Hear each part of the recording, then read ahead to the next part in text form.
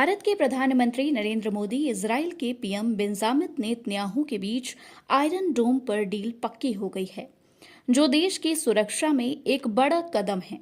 दरअसल ऑपरेशन सिंदूर के दौरान भारत ने अपने स्वदेशी हथियारों की ताकत दिखाकर दुश्मनों के हर हमले को नाकाम कर दिया। यहां तक कि पाकिस्तान पीओके में 9 आतंकी ठिकानों को तबाह कर दिया था। दोनों नेताओं के बीच इस चर्चा में भारत इजराइल रणनीतिक साझेदारी की समीक्षा पर फोकस रहेगा। इसमें रक्षा, विज्ञान, तकनीक, व्यापार, लोगों के बीच मेलजोल में सहयोग को मजबूत करने पर जोर दिया जाएगा। इसके अलावा दोनों नेता जरूरी क्षेत्रीय वैश्विक विकास पर भी विचार साझा करेंगे।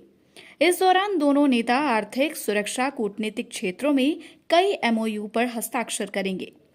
इसका मकसद दोनों देशों के बीच सहयोग को बढ़ाना है। साइनिंग सेरेमनी के बाद प्रधानमंत्री नेतन्याहू मीडिया में संयुक्त बयान जारी करेंगे। भारत का ध्यान आयरन डोम टेक्नोलॉजी हासिल करने के लिए इजराइल के साथ रणनीतिक साझेदारी पक्की करने पर केंद्रित है। प्रस्तावित व्यवस्था सीधे खरीद से कहीं आगे है।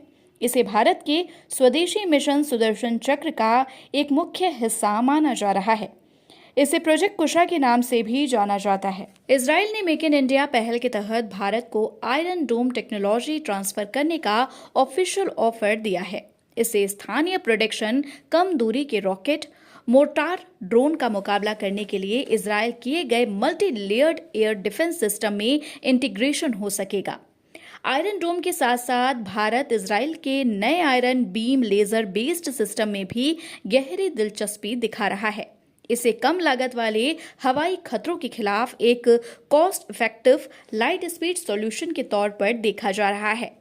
इसका उद्देश्य भारतीय शहरों, अहम बुनियादी ढांचे को उच्च सफलता दर वाली सुरक्षा ढाल के माध्यम से सुरक्षित करना है, जो S-400 जैसे लंबी दूरी के रक्षा प्लेटफॉर्म का पूरक बनेगी।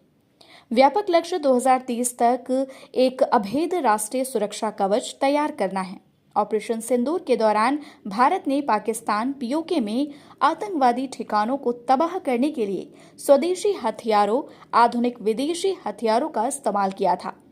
BrahMos hammer guided bomb, Rafale, Sukhoi Su-30 MKI, Mirage 2000 के जरिए भारत ने पाकिस्तान में आतंकी ठिकानों को तबाह कर दिया था।